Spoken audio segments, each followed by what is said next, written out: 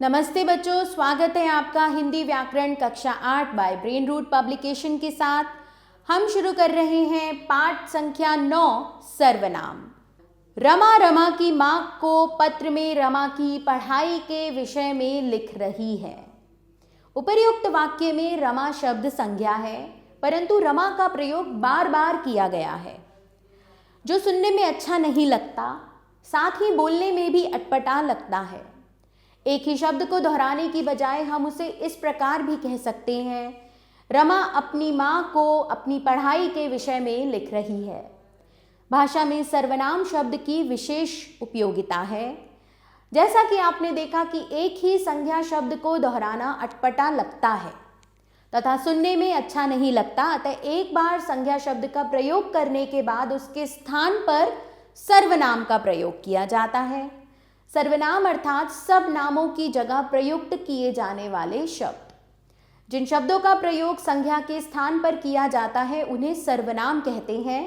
सर्वनाम के भेद सर्वनाम के निम्नलिखित 6 भेद होते हैं: पुरुषवाचक सर्वनाम, निश्चयवाचक सर्वनाम, अनिश्चयवाचक सर्वनाम, संबंधवाचक सर्वनाम, प्रश्नवाचक सर्वनाम और निजवाचक सर्वनाम। सबसे पहले देखेंगे हम पुरुषवाचक सर्वनाम। जो सर्वनाम बोलने वाले, सुनने वाले अथवा जिसके बारे में कुछ कहा जाए उसके लिए प्रयोग किए जाते हैं वो पुरुषवाचक सर्वनाम कहलाते हैं, जैसे मैं, तुम, वह आदि। पुरुषवाचक सर्वनाम के 3 भेद होते हैं: उत्तम पुरुषवाचक सर्वनाम, मध्यम पुरुषवाचक सर्वनाम व अन्य पुरुषवाचक सर्वनाम। उत्तम पुरुषवाचक सर्वनाम वक्ता अर्थात बोलने वाला अपने लिए जिस सर्वनाम शब्द का प्रयोग करता है वह उत्तम पुरुषवाचक सर्वनाम कहलाता है, जैसे मैं व्यायाम कर रही हूँ, हम कल घूमने जाएंगे। तो ये वक्ता अपने लिए प्रयोग कर रहा है। मध्यम पुरुषवाचक सर्वनाम वक्ता अर्थात जिस सर्वनाम शब्द का प्रयोग सुनने वाले अथवा श्रोता के लिए किया जाता है वह मध्यम पुरुषवाचक सर्वनाम कहलाता है, जैसे तुम गुजरात से कब लौटे, आप कल हमारे घर आइए। अन्य पुरुषवाचक सर्वनाम वक्ता और श्रोता के बीच जो उपस्थित नहीं होता उसके संबंध में बात करने के द्वारा वक्ता द्वारा जिस सर्वनाम शब्द का प्रयोग किया जाता है वह अन्य पुरुषवाचक सर्वनाम कहलाता है, जैसे गलती करने पर उसे अवश्य सजा मिलेगी, उन्होंने राधिका को क्यों नहीं बुलाया। आप सर्वनाम शब्द का प्रयोग मध्यम पुरुष के साथ साथ कई बार अन्य पुरुष के रूप में भी किया जाता है, जैसे गांधी जी देश के नेता थे, आपको अहिंसा बहुत प्रिय थी। हमारे अध्यापक बहुत ज्ञानी हैं, आपने सर्वश्रेष्ठ शिक्षक का पुरस्कार भी प्राप्त किया है। निश्चयवाचक सर्वनाम जो सर्वनाम शब्द किसी निकट या दूर के व्यक्ति अथवा वस्तु की ओर निश्चय पूर्वक संकेत करे वे निश्चयवाचक सर्वनाम कहलाता है, जैसे वह नया घर मेरा है, इसे नहीं उसे यहाँ बैठाओ। अनिश्चयवाचक सर्वनाम जो सर्वनाम शब्द किसी व्यक्ति, वस्तु अथवा घटना का निश्चित रूप से बोध ना कराए वह अनिश्चयवाचक सर्वनाम कहलाता है, जैसे बाहर कोई खड़ा है, किसी को भी बुला लाओ।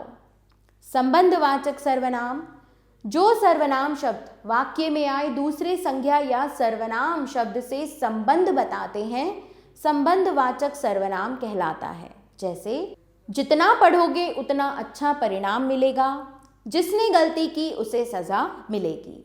प्रश्नवाचक सर्वनाम किसी व्यक्ति, वस्तु, घटना आदि के संबंध में प्रश्न करने के लिए प्रयोग किए जाने वाले सर्वनाम शब्द प्रश्नवाचक सर्वनाम कहलाते हैं, जैसे तुम्हें बाजार में कौन मिला था, दरवाजे पर कौन खड़ा है। निजवाचक सर्वनाम निज अर्थात अपना वाक्य में जिन सर्वनाम शब्दों का प्रयोग कर्ता के साथ अपनेपन का बोध कराने के लिए किया जाता है वे निजवाचक सर्वनाम कहलाते हैं, जैसे तुम खुद उठकर पानी ले आओ, मैं अपना कार्य स्वयं करता हूँ। आओ दोहराएं। सर्वनाम का शाब्दिक अर्थ होता है सबका नाम। संज्ञा के स्थान पर सर्वनाम का प्रयोग किया जाता है।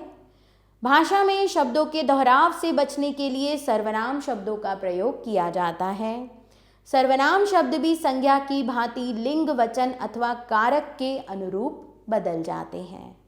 क्या सीखा? सर्वनाम किसे कहते हैं? ये कितने प्रकार के होते हैं? पुरुषवाचक सर्वनाम किसे कहते हैं? नाम बताओ। निश्चयवाचक सर्वनाम और अनिश्चयवाचक सर्वनाम में क्या अंतर है? उदाहरण सहित बताओ। तो बच्चों, इन प्रश्नों के उत्तर आपने पाठ के आधार पर स्वयं देने हैं। नीचे दिए गए वाक्यों में रेखांकित सर्वनाम शब्दों का भेद लिखो। हम कल सवेरे घूमने जा रहे हैं, उत्तम पुरुषवाचक सर्वनाम। आज हमारे घर कौन आ रहा है?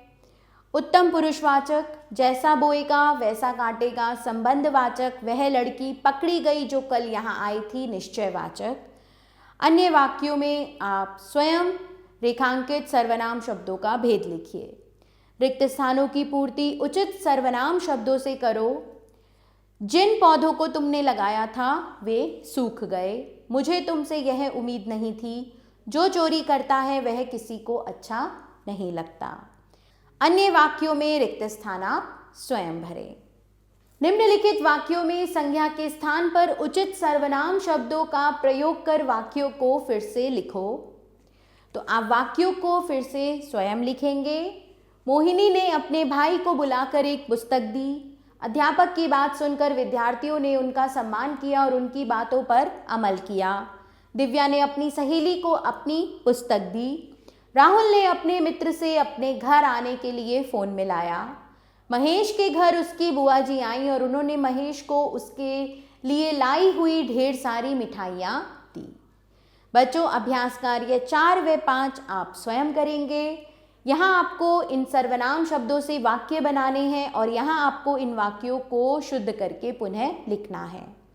करके देखो। सर्वनाम के बाद कभी कभी लोगो शब्द का प्रयोग भी किया जाता है। ऐसा किस स्थिति में होता है, पता करो। इसी के साथ बच्चों हमारा यह पाठ यहाँ समाप्त होता है। आभार बच्चों, मिलते हैं नए पाठ के साथ।